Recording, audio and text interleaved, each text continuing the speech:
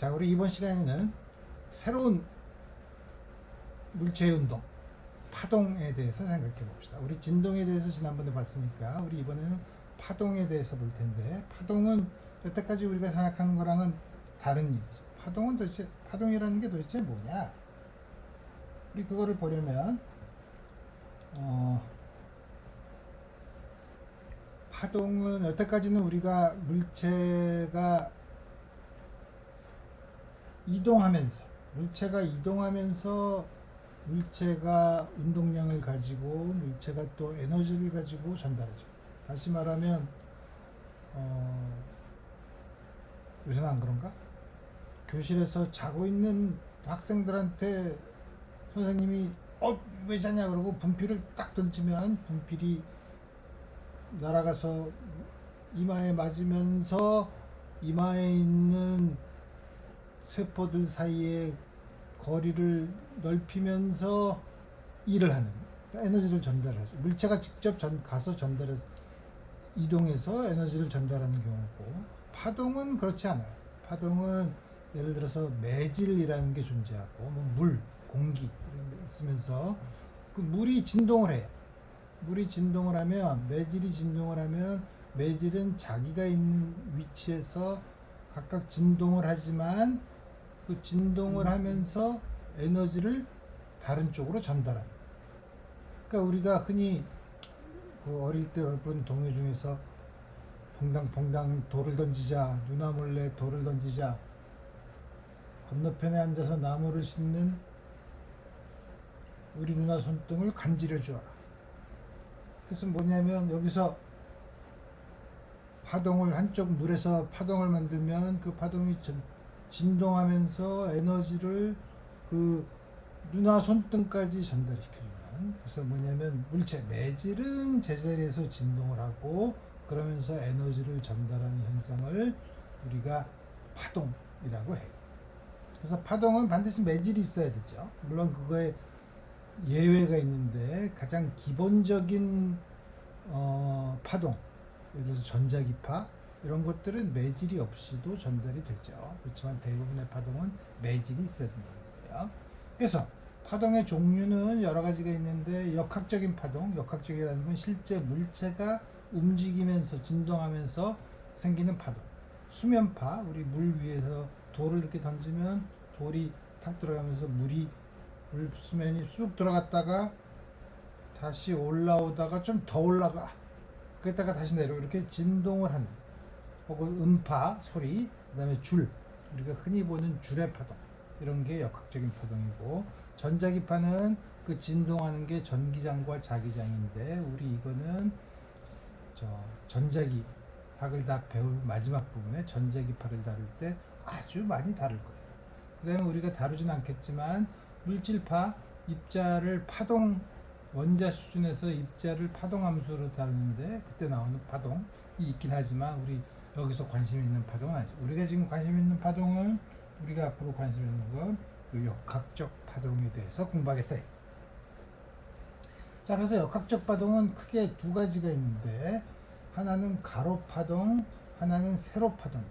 가로파동은 여기 옆에 그림 있는 것처럼 줄을 팽팽하게 잡아당겼다가 한번 탁 튕겨, 그러면 펄스가 진행하는데, 이렇게 진동하는 걸 보면 이렇게, 혹은 계속 사인 진동을 해주면 사인 모양의 파동이 전달되죠. 그러면 각 매질에서 있는 각 부분은 이렇게 위아래로 진동을 하는데, 파동은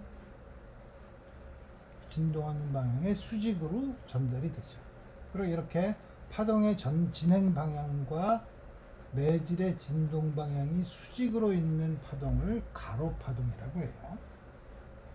그 다음에 소리 같은 경우에는 약간 다르죠. 소리는 여기 있는 것처럼 소리가 이렇게 밀폐된 관 안에서 피스톤을 이렇게 진동을 시켜주면 이 안에 있는 공기의 밀도가, 혹은 공기의 압력이 그래서 공기 분자가 이렇게 진동하죠, 매질이.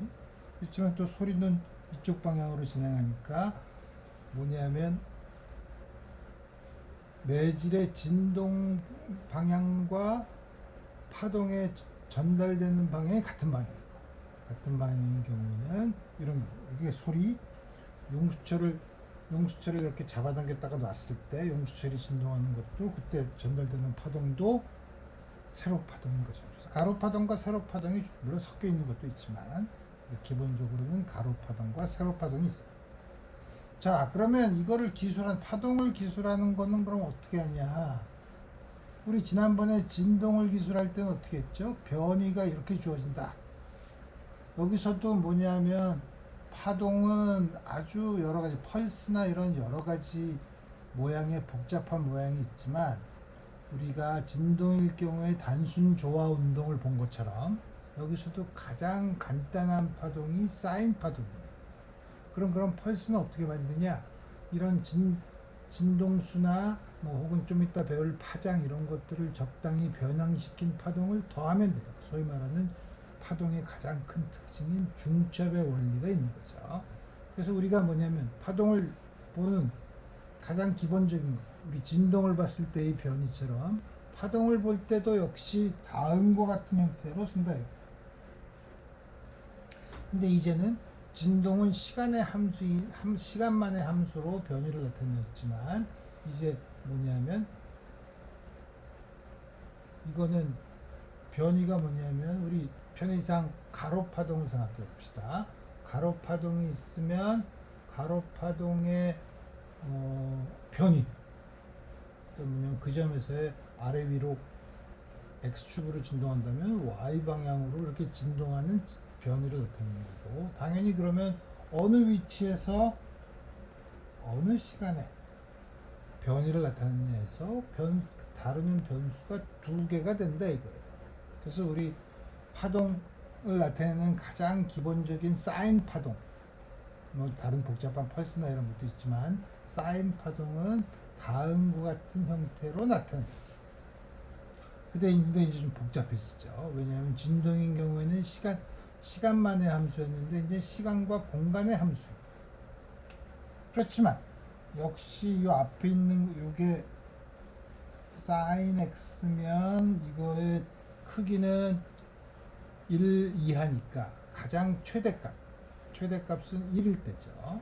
그때 앞에 붙어 있는 ym은 변이의 최대값이 되는 거죠. 그래서 우리가 역시 진동과 마찬가지로 진폭이라고 부릅니다. 그 다음에 이 안에 있는 거는 x와 t의 함수예요. t만의 한 물리량 한 변수만 가지고 있으면 생각하기 쉽지만 이렇게 변수가 t가 있으면 생각하기 어렵죠. 생각하기 어려운데 우선 제일 먼저는 사인 안에 있으니까 사인 안에 있는 거는 차원이 없는 각도일 거 아니에요. 이 안에 있는 건 차원이 없는 양이고 우리가 그거를 흔히 위상이라고 불러요. 그 다음에 여기 오메가에다 t를 곱한 게 차원이 없는 양이 되는데 우리 여기 오메가는 우리 앞에서 진동을 배울 때 많이 봤던 각 진동수죠. 또 옆에 앞에 붙어있는 이 kx는 새로 들어오는 건데 x가 길이의 차원을 가지고 있으니까 k는 길이의 역수를 가진 양일 거라 이거예요. 그죠? 그래서 우리 그 k를 각 파동수라고 불러요.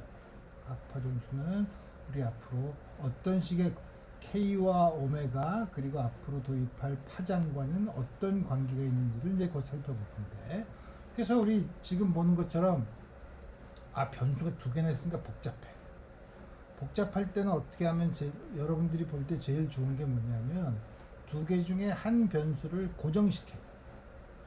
하나를 고정시키고 다른 것의 변화에 따라서 어떤 식으로 변하는가를 보는 게 우선 간단하게 볼 수 있죠. 예를 들어서 t가 고정되어 있다고 칩시다. 예를 들면 t equal 0. 그러니까 파동이 전달되면 t equal 0라는 거는 우리가 t equal 0에서 파동의 사진을 딱 찍으면 그 주어진 순간이죠. 그 주어진 순간에 공간에 어떻게 퍼져 있는가 하는가를 보는 거죠. 시간이 고정되어 있다는 거는 공간에 대한 분포가 어떻게 되느냐를 보는 건데 편의상 t를 0으로 놓으면 sin kx죠. sin kx는 여기는 요 그래프죠. sin kx. 그다음에 또 하나는 뭐냐면 그 그림이 밑으로 잘렸네. 또 하나는 뭐냐면 그러면 x를 고정을 시켜.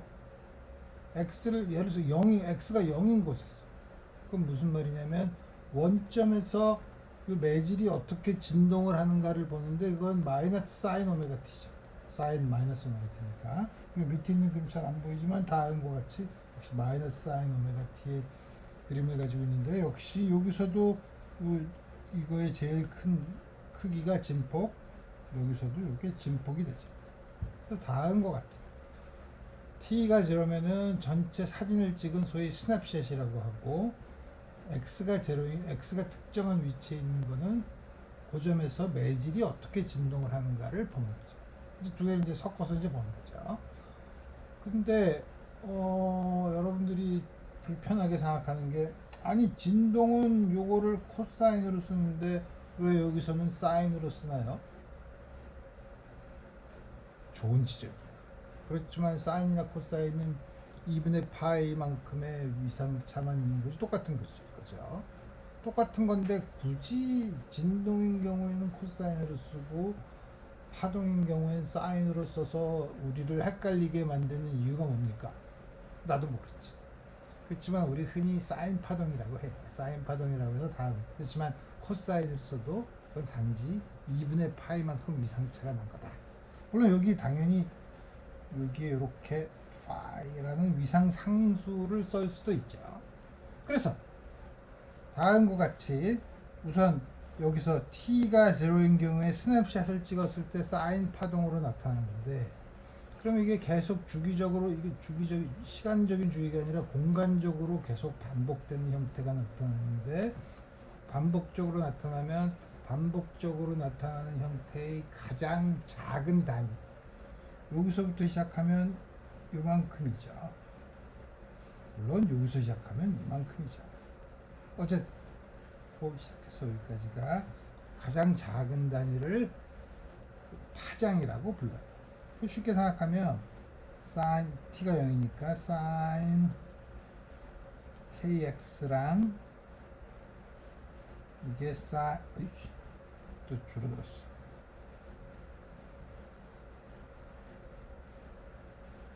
sin k x 마이너스 람다 혹은 x 플러스 람다 이게 같아지는 이게 왜 자꾸 작아지나?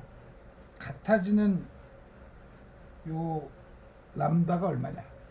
를 보면 당연히 우리 보면 sin k 람다가 2파이의 정수배면 되죠. 그렇지만 람다는 최소한이니까 2파의 정수배가 아니라 2파. 오늘따라 이게 왜 자꾸 줄어드나? 너무 위에서 써서 그런가? 2파이. 요 관계를 만족하기 때문에 우리가 각 파동수 K는 2파이를 람다로 나눈 양과 같다. 람다가 길이의 차원을 가지고 있으니까 파장의 길이의 차원을 가지니까 각 파동수는 당연히 길이의 역수의 차원을 가지고 있죠. 그 다음에 시간에 대해서는 어떻게 되냐면 하나 반복하는 동일한 시간에서도 진동을 하니까 그때는 우리가 잘 본 주기는 각진동수와 주기는 오메가 t 곱하기 2파. 그래서 각진동수는 2파에 나누기 t 주기로 주어지고 진동수는 t 역수니까 오메가를 2파로 나눠. 각진동수와 진동수 사이의 관계는 우리 진동을 배울 때 많이 했었죠. 그래서 우리 다음과 같이 각 파동수, 각 진동수 파동을 나타낼 때 그 안에 나타나는 위상 안에 나오는 여러 가지 물리량 중에 K와 오메가는 다 파장과 주기와는 다음과 같은 관계가 있다. 그러니까 오메가 T가 2파인 거, K 람다가 2파인 거, 다음과 같은 관계다. 이건 파동을 기술하는 변수일 뿐이지 K랑 오메가가 실제 예를 들면 줄의 파동, 소리의 파동인 경우에는 K와 오메가를 물리적인 양과 어떻게 관련시킬 수 있는가 하는 거는 좀 이따 보겠다. 그 다음에 왜 X와 T에 의존하는 것 중에 여러 가지로 의존할 수 있는데 왜 하필이면 요 형태로 의존하냐? 그런 걸 우리가 파동이라고 불러요. 그래서 왜냐하면 이렇게 되면 우리가 여기는 여기 아까 그 썼는데 그거를 보면 이 형태로 되면은 이 파동이 이게 뭐야? T 연두색이 T가 0일 때 파동이면 T가 조금 지나면 어떻게 돼요? T가 조금 지나면은 여기는 요양이 조금 양수가 되니까 여러분들이 잘 아는 것처럼 fx-a는 fx를 a만큼 평행 이동시킨 거죠. 그러니까 t가 조금 델타 t만큼 지나면 요만큼 이동한다 이거야. 그러면은 그때 이동한 뭐 최고점이 어느 점이든 똑같이 거기에 해당 점이 이동하는 점이 델타 x면 델타 t 동안 델타 x만큼 이동했다면 파동의 이동 속도를 델타 x를 델타 t로 나눈 걸로 볼 수 있죠. 그렇지만 여기 있는 점과 여기 있는 점의 공통점은 뭐냐면 위상이 똑같. 요 값이 같으면 y 값이 같죠. 그래서 뭐냐면 kx-오메가 요거 시간이 지나면서 요 최대점 혹은 임의에 해당되는 점은 항상 위상이 같은 점이라 이거예요. 요 점과 요 점은 위상이 같다는 거죠. 그 안에 위상은 x도 변하고 t도 변하기 때문에 요 차이가 항상 일정하게 주어지는 다음과 같은 경우라는 거죠. 그래서 이걸 양변을 t로 미분하면 k와 오메가는 상수니까 다음과 같이 따라서 dx 속도는 오메가를 k로 나눈 양이에요. 그래서 우리 흔히 오메가는 vk라고 우리 쉽게 외우기도 하죠. 그래서 보면 속도는 오메가를 k 이게 그래서 우리가 뭐냐면 다음 같은 속도를 위상 속도라고 얘기해요. 왜냐하면 위상이 일정하게 되는 곳을 따라가려면 어떤 속도로 움직여야 되냐 하는 걸 보는 거기 때문에 그래서 오메가를 k로 나누는데 오메가가 아까 어떻게 됐더라? 2파이를 t로 나누고 k는 2파이를 람다로 나누고 역수로 보니까 람다를 t로 나누고 람다를 t로 나누는데 t분의 1이 뭐죠? 이게 바로 진동수죠. 그래서 V는 오메가를 k로 나눈 거 혹은 V는 F 곱하기 람다. 물리적으로는 어떻게 되냐면 한 파장을 1초당 몇 번 움직이냐는 거예요. 그만큼 가니까. 그래서 파동이라고 하는 거는 X와 T가 제멋대로 생긴 의존하는 게 아니라 파동은 반드시 요 X와 T의 결합이 요 형태로 주어져야 된다 이거. 그래야지 T가 증가할 때 오메가도 X도 똑같이 증가해야 일정하게 움직이니까. 그래서 이런 경우는 아까 본 것처럼 오른쪽으로 이동하고 혹은 KX 플러스 오메가 T가 되면 이제는 속도가 반대 왼쪽으로 가는 거. 그래서 우리 뭐냐면 왼쪽 오른쪽으로 가는 일반적인 파동은 KX 마이너스 오메가 T는 오른쪽 플러스는 왼쪽으로 이동. 양의 방향, 음의 방향으로 이동하는 임의의 함수. F는 예를 들면 엑스포넨셜 펑션일 수도 있고 예를 들면 다음과 같이 주어져도 임의의 함수여도 이건 오른쪽으로 이동하는 파동이죠. 그렇지만